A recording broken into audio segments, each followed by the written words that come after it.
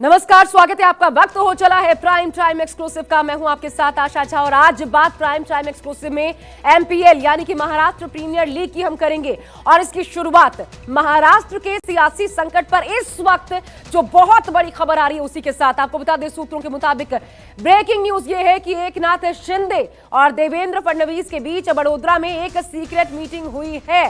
खबर है दोनों नेताओं में ये मीटिंग कल रात ही बड़ोदरा में की गई। इसके लिए एकनाथ शिंदे गुवाहाटी से कल बड़ोदरा पहुंचे थे, जबकि देवेंद्र फडणवीस पहले मुंबई से इंदौर गए, फिर इंदौर से बड़ोदरा पहुंचे, जहां पर दोनों के बीच सीक्रेट मुलाकात हुई है। इस वक्त बहुत बड़ी खबर महाराष्ट्र की सियासत से जुड़ी सामने आ रही है। एक एक कदम कैसे फूंक फूंक कर उठाया जा रहा है यह हम आपको बता दें, और इसी खुफिया तंत्र जो काम कर रहा है उसके तहत देखिए सूत्रों के हवाले से इस वक्त की सबसे बड़ी खबर हम आपको बता रहे हैं। बड़ोदरा में फडणवीस और शिंदे की मुलाकात हुई और ये देखिए, ये आधी रात सीक्रेट मुलाकात की तस्वीर हम आपको दिखाते हैं। दरअसल ये देखिए, समझिए इस मैप के माध्यम से, ये गुवाहाटी से बड़ोदरा पहुंचते हैं। समझिए, मुंबई से इंदौर, पहले ये जो रूट आप देख रहे हैं ये दरअसल देवेंद्र फडणवीस का रूट है। मुंबई से इंदौर, इंदौर से बड़ोदरा, वाया इंदौर गए, लेकिन शिंदे देखिए, शिंदे गुवाहाटी से सीधा बड़ोदरा।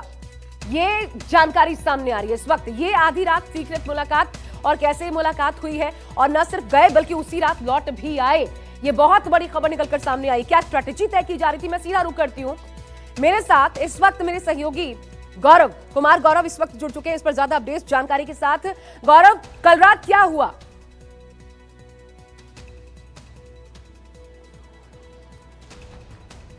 बिल्कुल, कल रात अहम टर्निंग पॉइंट है। एक तरह से ये जो बारेबंदी चल रही है गुवाहाटी में रेडिसन ब्लू होटल में, शायद अब वक्त आ रहा है कि जब ये जो सारी मेहनत है वो कुछ रंग लाएगी। कल रात 10:30 बजे के आसपास गुवाहाटी एयरपोर्ट पे एक चार्टर्ड प्लेन आई, उसमें एकनाथ शिंदे बैठे।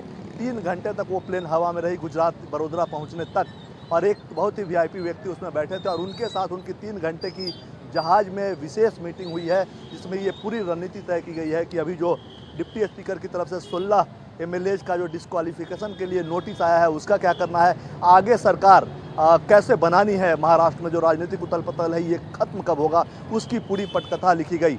और बड़ोदरा गए, उसके बाद फिर वहाँ से वापस गुवाहाटी एकनाथ शिंदे आ गए। वहाँ आने के बाद चूँकि 16 विधायकों को नोटिस हुआ है, जिसमें एक एकनाथ शिंदे खुद भी हैं। यहाँ होटल में वो तमाम सभी एमएलए से मिले और उनको बताया कि आखिर क्या लीगल एस्पेक्ट्स हैं और कैसे उनको कोई खतरा नहीं है, ये समझाने की उन्होंने कोशिश की। तब जाकर विधायकों को थोड़ी राहत मिली है। कुल मिलाकर कल की जो ये बैठक है काफ़ी क्रूशियल है, और टॉप जो ये कहा जाता है कि जो लोग इस पूरे ऑपरेशन के पीछे हैं उसी का सूत्रधार जो हैं उनके साथ ये बड़ी बैठक हुई है। और कहीं ना कहीं इस बैठक के बाद अब 1-2 दिन में आपको दिखेगा कि लीगल एक्शन, लीगल रिकोर्स जो हैं वो शिंदे ग्रुप आपको लेता हुआ दिखेगा। जो 16 विधायकों को लेकर नोटिस हुई है, उसके बाद सदन में नेता बनाने को लेकर तमाम चीज़ों पर चर्चा हुई, और अब बात कुछ आगे बढ़ेगी। सिर्फ बाड़ेबंदी से आगे सरकार बनाने का जो रास्ता तय करना है, उस लाइन पे अब इस बैठक के बाद शिंदे ग्रुप चलेगा। जी, बहुत बहुत शुक्रिया आपका गौरव इस पर विस्तार से जानकारी देने के लिए, और जाहिर तौर पर विधायकों को एकजुट रखने के लिए ऑपरेशन जो लोटस है उसको सक्सेसफुल बनाने के लिए यह बेहद महत्वपूर्ण कदम जो कल रात आधी रात सामने आया है, जिस पर ज्यादा जानकारी दे रहे थे कुमार गौरव। तो ये महाराष्ट्र प्रीमियर लीग है और ये सियासी मैच बेहद दिलचस्प होता जा रहा है। एक के बाद एक गुगली से एक दूसरे के विकेट चटकाने का खेल शुरू हुआ 2020 की तर्ज पर, जैसा आपने देखा, लेकिन अब टेस्ट मैच की तरह ये लंबा खिंचता नजर आ रहा है और सुपर ओवर तक जा पहुंचा ये खेल अब विरासत हथियाने की लड़ाई में तब्दील हो चुका है, जिसमें बाला साहब के हिंदुत्व, उनके विचारों की दुहाई देकर अपनी पोजीशन मजबूत करने में दोनों ही खेमे जुटे हैं। अब तो सीधे सीधे मैदान में बागियों से 2-2 हाथ करने को ललकारा जा रहा है, और ऐसे में ऐसे शब्दों का इस्तेमाल जिसमें राजनीतिक मर्यादाएं तार तार की जा रही हैं। लेकिन इस सवाल का जवाब अब भी नहीं मिल पा रहा कि 20 जून से शुरू हुए इस एमपीएल का विजेता आखिर होगा कौन।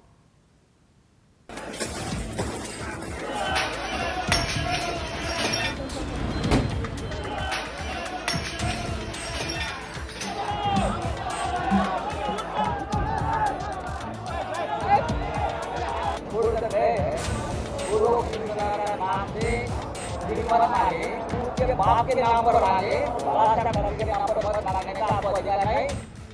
राष्ट्रवाद और हिंदुत्व का जाप करने वाले बाप तक पहुंच गए, सियासी जमीन की जंग में खानदान तक नप गए।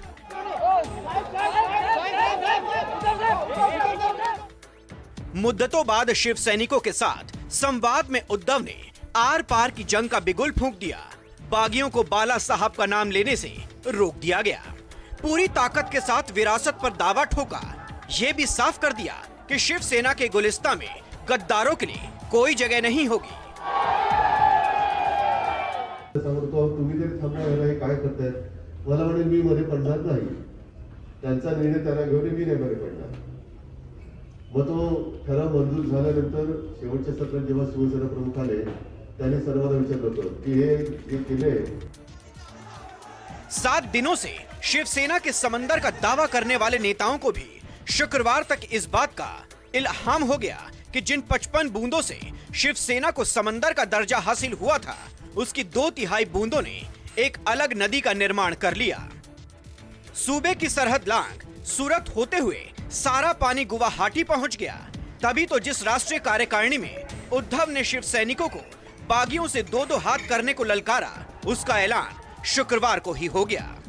लेकिन इसी बीच गुवाहाटी से खबर आई कि बागियों ने अब अलग गुट बनाने की तैयारी कर ली है। बाला साहेब ठाकरे की विरासत को हथियाने की ठान ली है। उद्धव के कानों पर इसका असर पिघले हुए शीशे की तरह हुआ और उद्धव ने बागियों से खुली जंग का ऐलान कर दिया। शिवसेना भवन में शिव सैनिकों के साथ संवाद के दौरान पार्टी ने 6 प्रस्तावों को पास कर दिया। शिवसेना की राष्ट्रीय कार्यकारिणी की बैठक में सर्वसम्मति से कहा गया कि शिवसेना बाला साहेब ठाकरे की हिंदुत्व विचारधारा का पालन करेगी। बाला साहेब के नाम का इस्तेमाल कोई नहीं कर सकता। पार्टी से गद्दारी करने वालों के खिलाफ सख्त कार्रवाई की जाए। बागियों पर एक्शन का फैसला उद्धव ठाकरे करेंगे।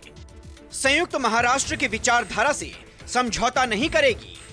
मराठी अस्मिता और हिंदुत्व पर कायम रहेगी।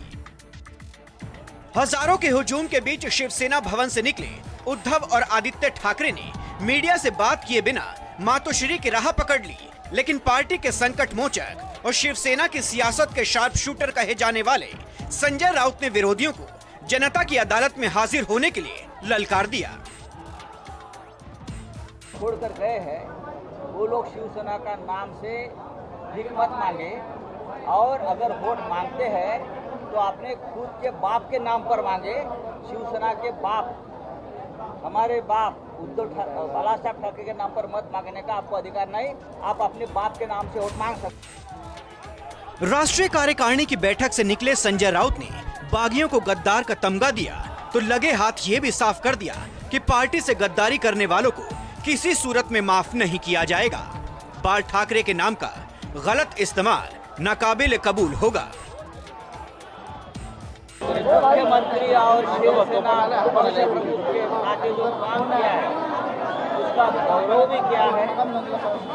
शिवसेना के लीडरशिप के नेतृत्व में सभी चुनाव हम लड़ेंगे और जीतेंगे, चाहे नगरपालिका हो, महानगर पालिका हो, लोकल बॉडीज हो। मुंबई में उद्धव के आक्रामक अंदाज को देख बागियों के हाथ पांव फूल गए। सुबह से दोपहर तक जो बागी अलग अलग गुट बनाने का ढिंडोरा पीट रहे थे, वो खुद ही अपने आप को शिव सैनिक बताने लगे।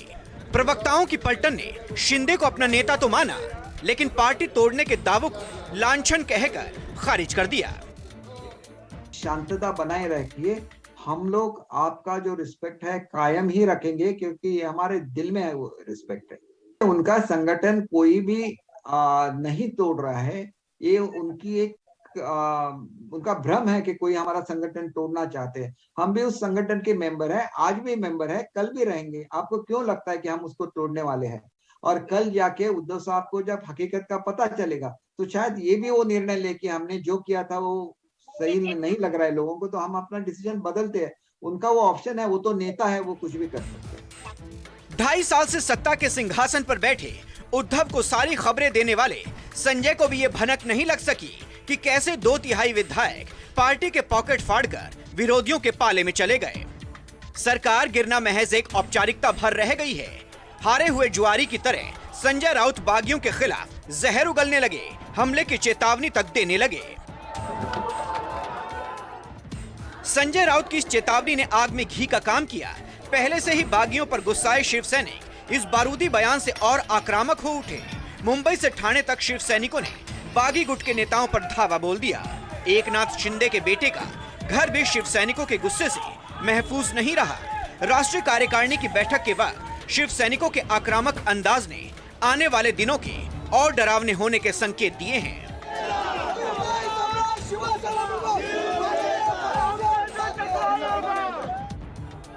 बाला साहब की विरासत पर जारी सियासी जंग में उद्धव ठाकरे का सियासी वजूद दांव पर है।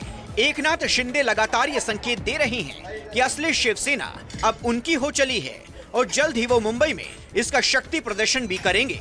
लेकिन इस लड़ाई में जो खामोश खड़ा है वही सबसे बड़ा है, क्योंकि शिवसेना जिन विधायकों को अगवा बता रही थी वो सब अब भगवा हो गए हैं।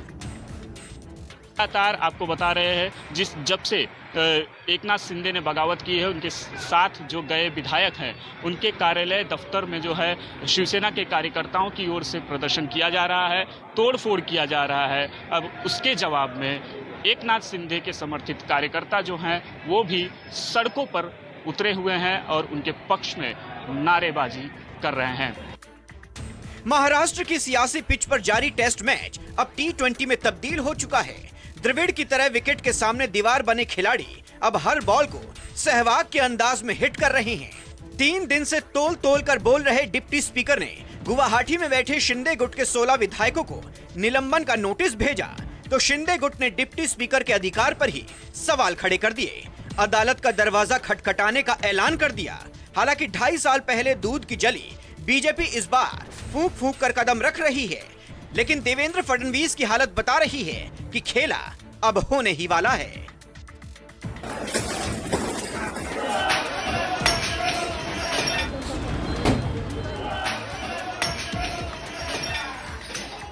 दीपक दुबे और राहुल पांडे के साथ विनोद जगदाले, मुंबई, न्यूज़ 24। जी हाँ, तो यानी SMPL महाराष्ट्र प्रीमियर लीग का विनर होगा कौन? अब हर किसी की नजर इसी पर टिकी हुई है, जद्दोजहद जारी है। लेकिन फिलहाल महाराष्ट्र प्रीमियर लीग का अपडेट स्कोर कार्ड क्या है, आइए ये आपको दिखा देते हैं। ये हमारे सामने ग्राफिक्स है, इस माध्यम से आप समझने की कोशिश कीजिए। यहां पर आप देख सकते हैं, ठीक मेरे लेफ्ट साइड जो है ये शिवसेना, महज 17 विधायकों के साथ शिवसेना, जिनका दावा है शिवसेना उनके पास है। लेकिन शिंदे 38 विधायकों के साथ शिवसेना खुद के होने का, असल शिवसेना होने का ये दावा ठोक रहे हैं। और इस वक्त टीम उद्धव में ये 17 विधायक जो हम आपको दिखा रहे हैं, नंबर गेम के हिसाब से अगर देखा जाए यहां पर, तो उद्धव के लिए बड़ा चैलेंज यहां पर बन गया है। लेकिन फाइनल रिजल्ट से पहले सियासत की लड़ाई सड़क तक भी आ पहुंची है। तस्वीरें हमने आपको दिखाई, इसकी बानगी दिखाई। बागी विधायकों के घर से लेकर दफ्तर तक अब टारगेट पर है। कहीं आगजनी हुई है, कहीं जबरदस्त तोड़फोड़। देखिए,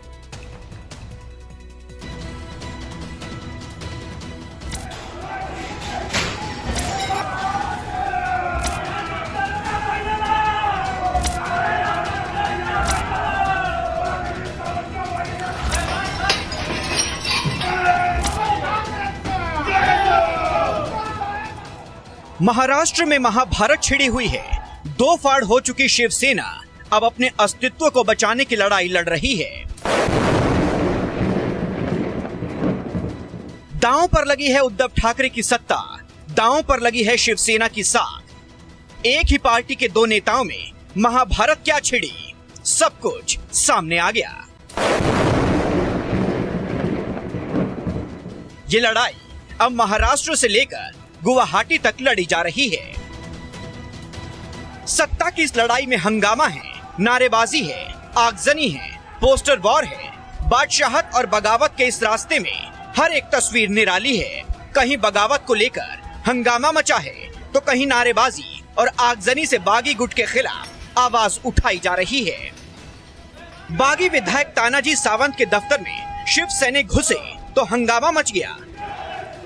बगावत से आग बबूला, शिव सैनिकों ने गदर मचा दिया, जमकर तोड़फोड़ की। सूत्र बता रहे हैं, कल ही जिला प्रमुख की बैठक में शिवसेना के एक नेता ने तोड़फोड़ के आदेश दिए थे, जिसके बाद आज शिव सैनिक आग उगलने लगे।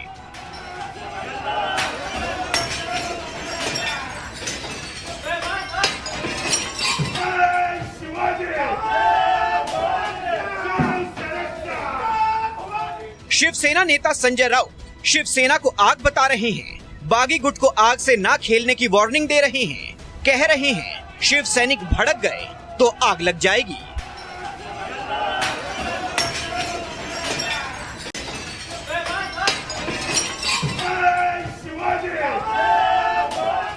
ये पार्टी बहुत बड़ी है राज्य में और देश में।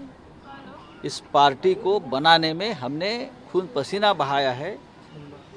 बाला साहेब ठाकरे जी हो, उद्धव ठाकरे जी हो, सभी कार्यकर्ता हो, तो ये पार्टी इतनी आसानी से कोई हाईजैक नहीं कर सकता, सोच भी नहीं सकता। ये पार्टी हमारे खून से बनी हुई पार्टी है। सैकड़ों लोगों ने बलिदान दिया इस पार्टी के लिए। सिर्फ पैसा है किसी के पास और पैसे की बल पर कोई पार्टी खरीद नहीं सकता। राजनीति के चौसर पर गजब का खेल चल रहा है। इधर तानाजी सावंत के दफ्तर में शिव सैनिकों ने तोड़फोड़ की।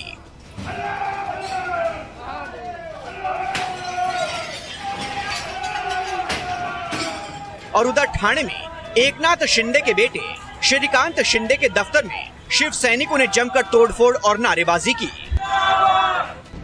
ऐसे है कि ये ऐसी चीजें जब होती है, जब हर टाइम आदेश देना जरूरी नहीं होता है। वहाँ का जो यूनिट प्रमुख है वो पुलिस कमिश्नर पूना, वो उसके बारे में ध्यान रखें। दो फाड़ हो चुकी शिवसेना में अब अपने आप को शिवसेना का सबसे बड़ा नेता साबित करने की रेस लगी हुई है। इसी कड़ी का हिस्सा है ये पोस्टर वॉर। कहीं बगावत करने वाले एकनाथ शिंदे के समर्थन में पोस्टर लगे हैं तो कहीं बागी एमएलए के पोस्टर को फाड़ा और कालिख पोती जा रही है। राजनीति में शब्द कब किसके लिए और क्यों बदल जाए, या फिर कहें कि विश्वास कब और किसका किसके लिए टूट जाए, यह किसी को नहीं पता होता। महाराष्ट्र की राजनीति में इसी तरह से कुछ इन दिनों चल रहा है। सियासी भूचाल आया हुआ है। एकनाथ शिंदे ने बगावत कर दी है अपने ही शिवसेना से। 40 से ज़्यादा विधायकों के साथ गुवाहाटी होटल में मौजूद है और मुंबई के आसपास पोस्टर वॉर लगातार जारी है। यहाँ पर भी दिखाने की कोशिश है कि लोग आते हैं जाते हैं, लेकिन शिवसेना वही है, बादशाह आप ही हैं और हमेशा बादशाह शिवसेना के रहेंगे। इस तरह के पोस्टर से पटे हुए हैं मुंबई के कई इलाके। एकनाथ शिंदे की बगावत से शिव सैनिकों का गुस्सा उबाल मार रहा है। बागी विधायक दिलीप के पोस्टरों पर शिव सैनिकों का गुस्सा कुछ इस तरह उतरा। साकीनाका में दिलीप के पोस्टर फाड़ दिए गए। ये दो तस्वीर बता रही हैं कि महाराष्ट्र की राजनीति में रण छिड़ा हुआ है।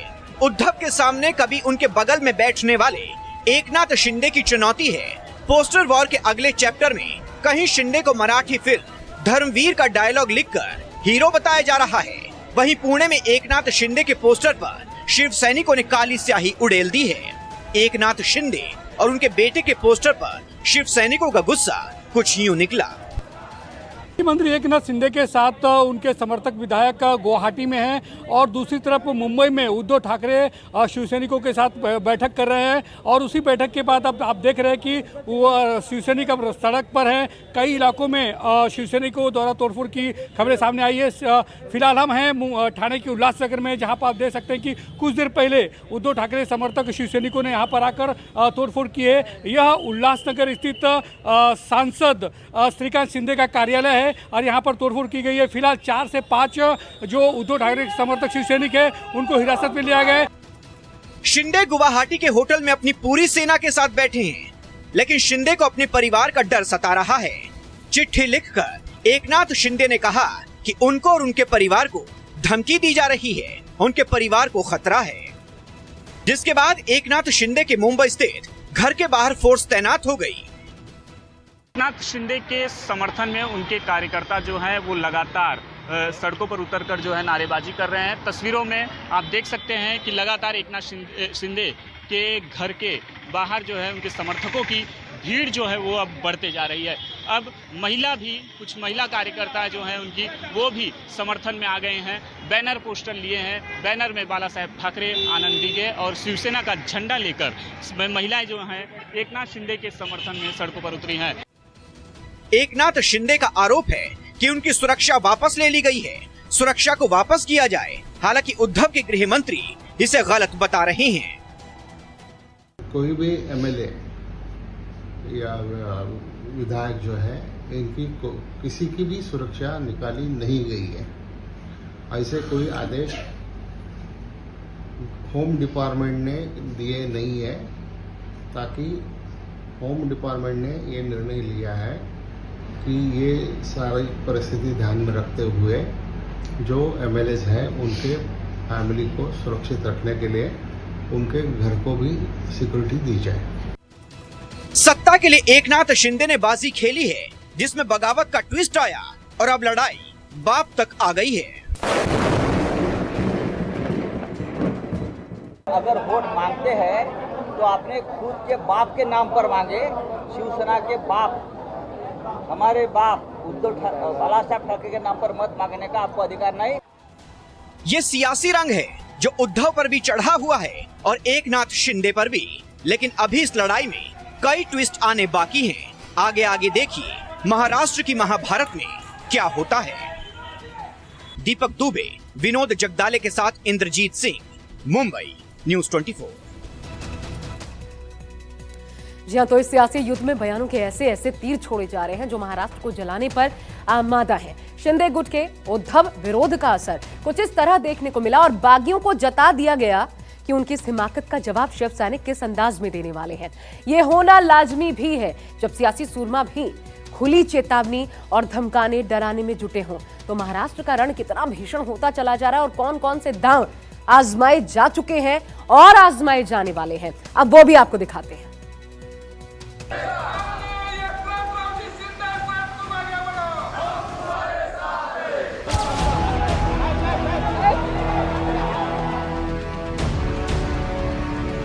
ये पल पल रंग बदलने वाली राजनीति का नया रंग है।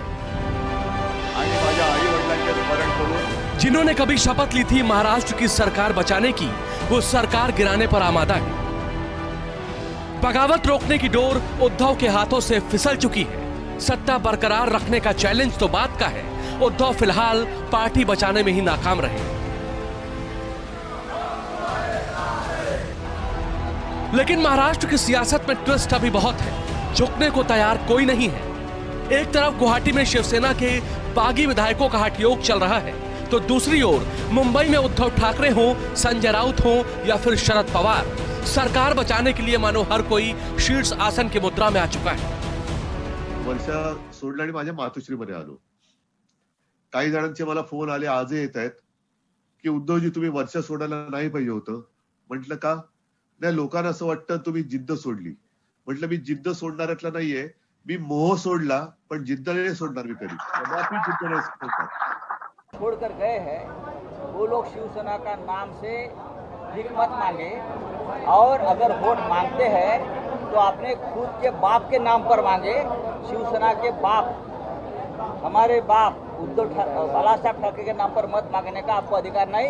आप अपने बाप के नाम से वोट मांग सकते हो। वो एनसीपी और कांग्रेस के साथ थे 2.5 साल, यानी 1 दिन 2 दिन 4 दिन में, और ये 2.5 साल में जब हुकूमत हाथ में लेने के लिए उनको मौका मिला तब इसमें शामिल हो गए। तब उनके हिंदुत्व का सारा इशू इनके मन में कभी आया नहीं। ये एक एक्सक्यूज है, दूसरा कुछ नहीं। सवाल सत्ता जाने या बनाए रखने का है, इसीलिए उद्धव ठाकरे भी अपने तरकश का हर तीर आजमा लेना चाहते हैं। ये तस्वीर उस बात का सबूत है। ये वही नोटिस है जो जारी किया गया है शिवसेना के बागी विधायकों को, वो 16 विधायक जो उद्धव की सेना छोड़कर शिंदे सेना में जा बैठे हैं, जिनकी योग्यता को रद्द करने की मांग उद्धव ठाकरे की ओर से की गई थी। इनमें शामिल हैं खुद एकनाथ शिंदे, तानाजी सावंत, प्रकाश सुर्वे, बालाजी किनीकर, अनिल बाबर, यामिनी जाधव, लता सोनावड़े, संजय शिरसाट, भरत गोगावले, संदीपन भुमरे, अब्दुल सत्तार, महेश शिंदे। अब 16 विधायकों को डिप्टी स्पीकर की ओर से यह नोटिस भेजा गया है। उन्हें इस नोटिस का जवाब देने के लिए सोमवार शाम 5 बजे तक का समय दिया गया है। हालांकि उद्धव ठाकरे की कैंप की ओर से जो कुछ हो रहा है, इसका अंदेशा शिंदे की सेना को पहले से था। इसलिए सूत्रों के मुताबिक शिंदे कैंप भी एक्टिव हो चुका है और देश के कई नामी वकीलों के संपर्क में है, ताकि ठाकरे के हर हमले का जवाब दिया जा सके, और तैयारी सुप्रीम कोर्ट तक जाने की है। यानी कि उद्धव की ना ही कोई अपील और ना ही किसी चेतावनी का असर शिंदे की सेना पर होता दिख रहा है। पहले तो शिंदे ने 38 विधायकों के हस्ताक्षर वाली चिट्ठी दिखाकर यह साबित कर दिया कि जीत उनकी तय है, तो दूसरी ओर शिवसेना के बागी विधायक अलग ही स्वैग में अपनी तरफ आती सत्ता का स्वागत कर रहे हैं और मुख्यमंत्री उद्धव ठाकरे का विरोध कर रहे हैं। दावा है कि यह शिंदे सेना ही असली शिवसेना है। उधर बीजेपी भी शिवसेना की इस अंदरूनी घमासान को बेहद क्लोज मॉनिटर कर रही है।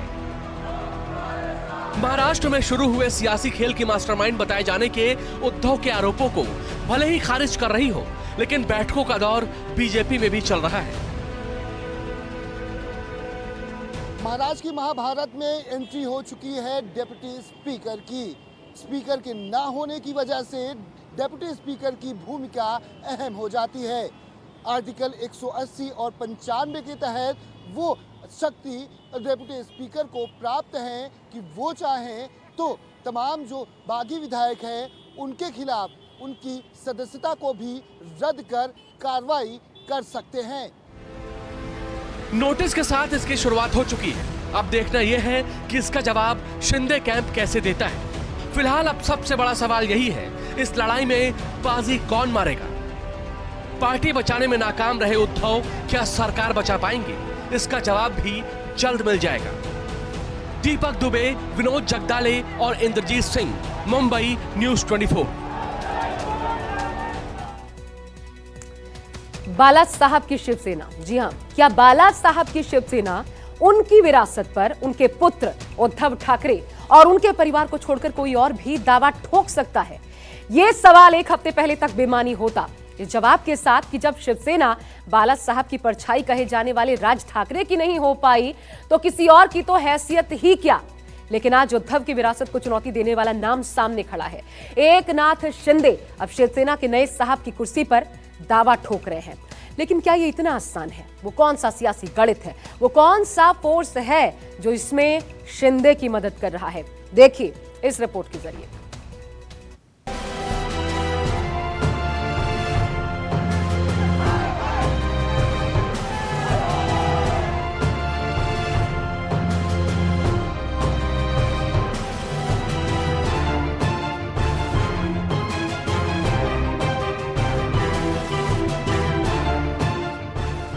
शिंदे उद्धव लड़ाई तीर कमान पर आई।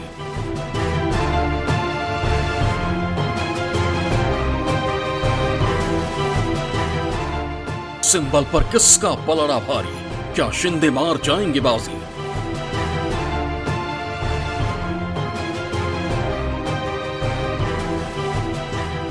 क्या शिंदे की होगी शिवसेना? क्या ठाकरे परिवार से छिन जाएगा तीर कमान?